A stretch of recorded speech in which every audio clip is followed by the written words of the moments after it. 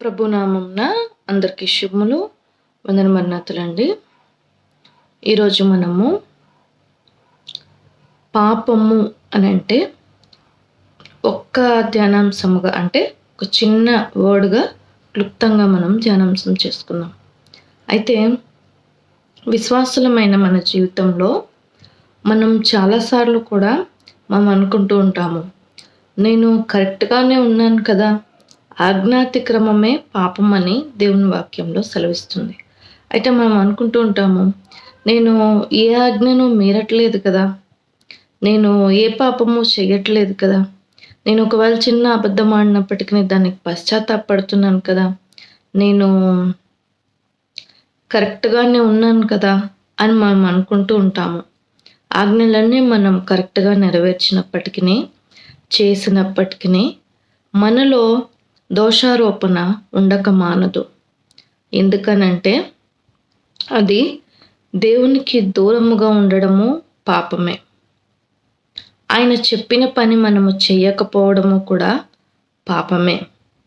ఆయన్ని స్తుతించడము, ఆయన్ని స్మరించడము, నీకు ఆయన ఇచ్చిన మేలును బట్టి కృతజ్ఞత చెల్లించకపోవడము, ఇలా మనకి తెలియని పాపాలు ఎన్నెన్నో మనం చేస్తూ ఉంటాము. అయితే భక్తులైన దేవదాసయ్య గారు రచించిన పాటలో పాపమని తెలియని పాపాలు ఎన్నెన్నో ఏంటంట, ఇది కూడా పాపమేనా అని కూడా మనకు తెలియదంట. అలాంటి పాపాలు ఎన్నెన్నో ఉన్నాయంట. మన నిజమే కదా, మన బిడ్డలు గొడవ చేస్తున్నారని మనం వారికి ఎంతో ఇష్టంగా పిల్లలు ఏడుస్తున్నారు, బాధపడుతున్నారు అని మనం వారికి ఇష్టమైంది మనము కొనిస్తాము, తీసుకొచ్చి వారి చేతిలో పెడతాము. పెట్టినప్పుడు మనం వారి దగ్గర నుంచి ఏం ఎక్స్పెక్ట్ చేస్తాము?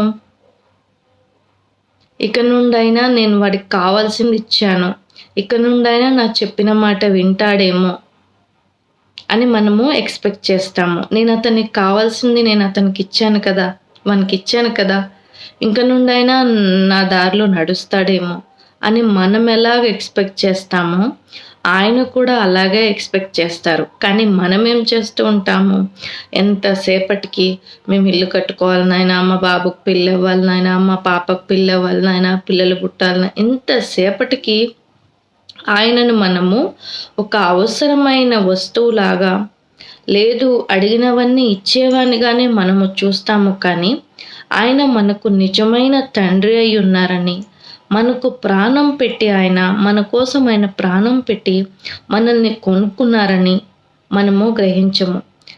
తల్లి రక్తం పంచుకొనే కదండి బిడ్డ పుట్టేది. బిడ్డకు ప్రత్యేకంగా శరీర మాంసాలు ఏమి ఉండవు కదా. తల్లి రక్తంలో నుంచి తల్లి శరీరంలో నుంచే బిడ్డ ఆకారము పొందుకుంటుంది. అలాగునే మనము ఆయన చేతుల మీదుగానే మనము రూపింపబడ్డాము. ఆయన ఆత్మ అంటే ఆయన ఊపిరి ఊదుగా నరుడు జీవాత్మ ఆయన ఊపిరి మనం అయి ఉన్నాము. మరి అలాంటి మన మీద ఆయన ఎలాంటి ప్రేమ చూపిస్తాడు? మనము ఏం చేస్తూ ఉంటాము? మనము అవసరాలకు ప్రార్థన చేసినప్పుడల్లా కూడా నాకు అది కావాలి, నాకు ఇది కావాలి అని మనము ప్రార్థన చేసేవారముగా ఉంటాము. కానీ ఆయన ఏం ఎక్స్పెక్ట్ చేస్తాడు?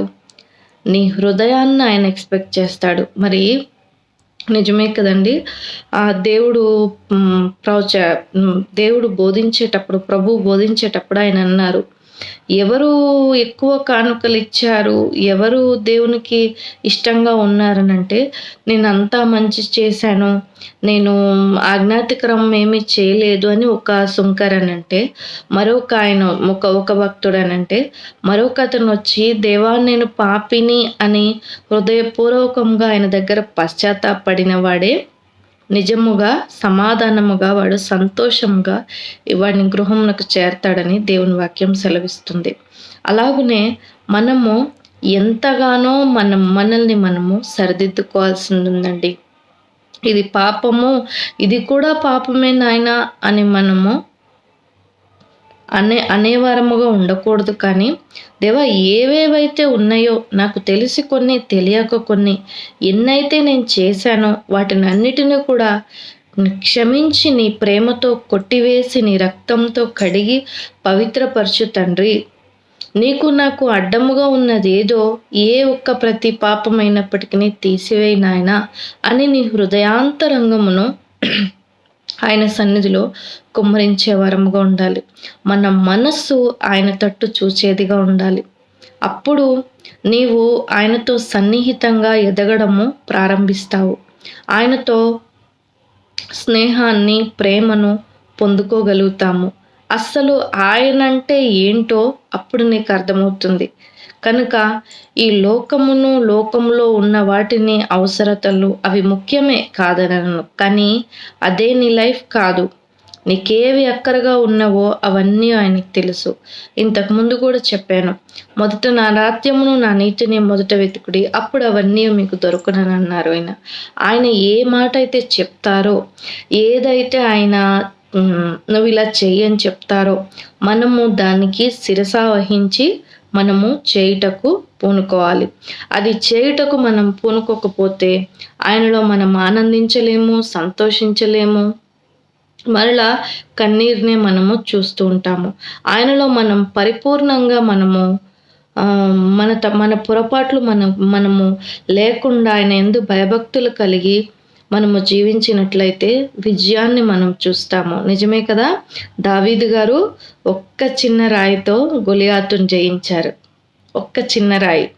మన శక్తిని చూసుకోవాల్సిన అవసరం లేదు, మన బలాన్ని చూసుకోవాల్సిన అవసరం లేదు. నా పరిస్థితి ఏంటి, నేనేంటి, నా లైఫ్ ఎంత అని నువ్వు చూసుకోవాల్సిన అవసరం లేదు. నీ దేవుని వైపు నువ్వు చూడు.